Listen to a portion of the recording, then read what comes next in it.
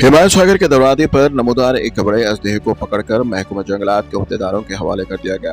बताया गया है कि आज सुबह आबिद ज़ुखैर हिमायत सागर के दरवाजे के करीब एक तवील अजदहा नमूदार हुआ, जिसके फौरी बाद स्नेक सोसाइटी के जिम्मेदारों को इत्तला दी गई, जिस पर उन्होंने फौरी वहां पर पहुंचकर इस सांप को बाहर निकाला।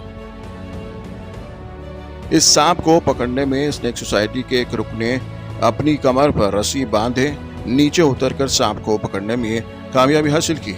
बाद अज़ां इस बड़े अजदहा को महकमे जंगलात के अहदेदारों के हवाले कर दिया गया।